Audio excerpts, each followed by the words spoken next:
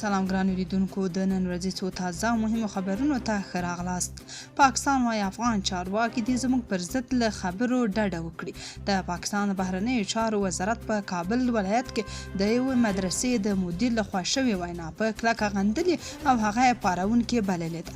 د پاکستان بهرنیو چارو وزارت ویان طاهر اندرابي په خپله اونیزه خبري غونډه کې وویل پاکستان د یوې مدرسې د مدیر پارونکې څرګندونې په کلکه غندي. نوموړی وايي افغان حکومت باید د هغو کسانو پر وړاندې اقدام وکړي چې داسې ویناوې کوي او د اوسني وضعیت مسؤلیت د افغان حکومت دی ځکه د پاکستان ضد تروریزم د سرچینې په اړه جدي اندېښنې شتون لري.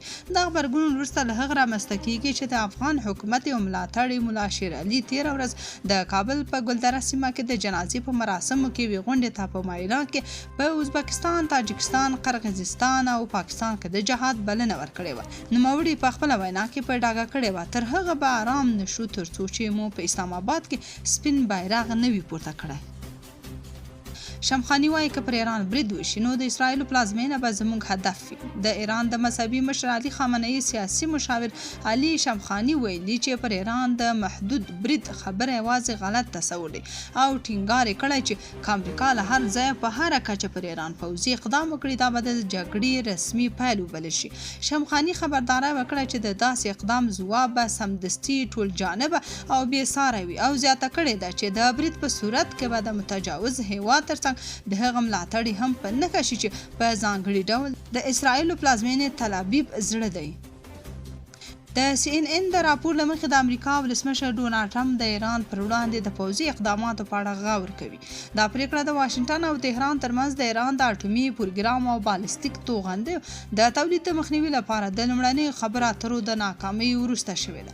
ټرمپ خبرداری ورکړی چې که امریکا پریکړه وکړي نو پر ایران به راتلونکی برید ډیر سخت او پراخ وي. د راپور له مخې په دې بحث کې د امریکا د ملي امنیت لوړپوړي چارواکي هم شامل دي چې د احتمالي پوځي عملیاتو په پلان جوړونه کار کوي. د دې ترڅنګ د ایران چارواکو هم د هر ډول بهرني پوځي فشار پر وړاندې د دفاع د چمتووالي خبرداری ورکړی دی او ویلي دي چې که برید وشي تهران به سخت ځواب ورکړي.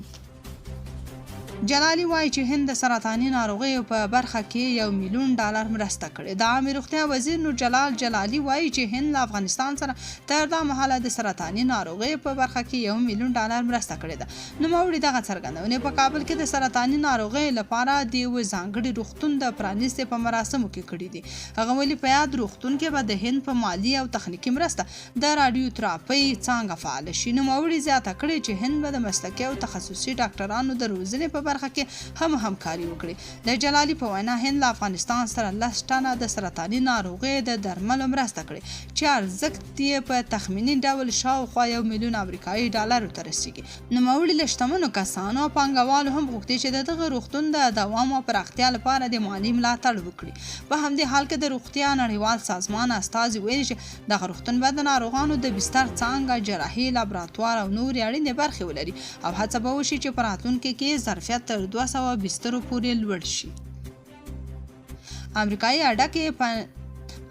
اډکې بند پاتې افغان پناه غوښتونکي له بریدونو ویره لري. امریکا ته د افغان کډوالو پر سفر بندیز او د تهران او واشنګټن ترمنځ د جګړې ګواښ له امله په دوحه کې د امریکا په السایلیا پوځي اډکې سلګونه بند پاتې افغان پناه غوښتونکي له ویرې سره مخ دي. د ایران، اسرائیل او امریکا د جګړې پر مهال هم د توغندیو ځینې پرزې په دغه پنډغالي لګېدلې وي. د 2020 کال په اګست میاشت کې د کابل له سقوط او له افغانستانه د بهرنیو ځواکونو له وتلو وروسته په سلګونه افغان پناه غوښتونکي د امریکا لخوا د دوحې په یوې پوځي اډه کې میشت شول. دغه افغان کډوال امریکا ته د تګ په تمه بې برخلیکه پاتې دي. د ډراپ سیټ او ورځپاڼې د معلوماتو له مخې اوس مهال په دغه پنډغالي کې شاوخوا 800 افغان پناه غوښتونکي میشت دي.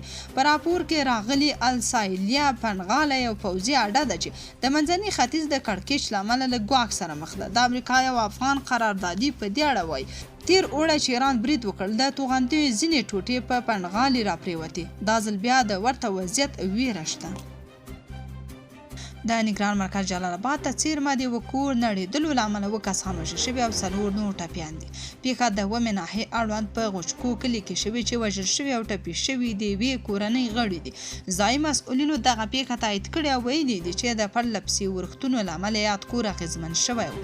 دا په داسې حال کې ده چې د وروستیو ورښتونو له امله هم هیواد کې لسګونه کسانو ته مرګ ژوبله اوښتې ده. د خیبر پښتونخوا د وزیر اعلی د نیولو امر شوی وروسته له هغې چې د خیبر پښتونخوا اعلی وزیر سهیل اپریدي د دولتي ادارو پر ضد د بې اساسه تورونو د قضیې په تړاو محکمې ته حاضر نه شو. د اسلام آباد یوې محکمې د هغه د نیولو امر کړی. د جونیوز د راپور له مخې د اسلام آباد محکمې د چهارشنبې په ورځ پولیسو ته لارښوونه کړې چې سهیل اپریدي ونیسي او د فبرورۍ په 10مه محکمې ته وړاندې کړي. پر هغه د سایبري جرمونو د مخنیوي قانون له مخې قضیه ثبت شوې، خو تر اوسه د اعلی وزیر او د هغه د دفتر له لوري په دې اړه غبرګون نه دی ښودل شوی. ایران وايي د امریکا احتمالي برید ته ګوته په ماشه ولاړ دي. د هیواد د بهرنیو چارو وزیر عباس عراقچي ویلي د هیواد وسلوال ځواکونه د هر ډول احتمالي برید پر وړاندې بشپړ چمتو دي او د دفاع لپاره ګوته په ماشه ولاړ دي. دا څرګندونې د هغه د امریکا د ولسمشر د وروستیو ګواښونو په غبرګون کې کړي دي. عراقچي ویلي که څه هم ایران امریکا سره د اټومي خبرو اترو هرکلی کوي، خو د یورانیمو د غني کولو له حقه به په هیڅ صورت تیر نشي. په ورته وخت کې د ایران د دفاعي شورا غړي علي شمخاني خبرداری ورکړی چې د امریکا هر ډول پوځي اقدام د پراخې جګړې پیل او سخت ځواب ولري. همداراز د سپاه پاسداران ویلي چې د ایران پر ضد پوځي فشار ناکام شوی او تهران د ټولو احتمالي سناریوګانو لپاره بشپړ چمتووالی لري. سیګار افغانستان کې خپل فعالیتونه پای ته رسوي. د افغانستان لپاره د امریکا د ځانګړې څارنې ادارې یا سیګار اعلان کړ چې له 12 کلونو فعالیت وروسته به د روانې جنوري په پای کې خپل کار په رسمي ډول پای ته ورسوي. د یادې ادارې وروستۍ کاري ورځ د جنوري 10 ټاکل شوې ده. سیګار په 2008 کال کې د امریکا د کانګرس له لوري د افغانستان لپاره د امریکایي مرستو او لګښتونو د څار په موخه جوړه شوې وه.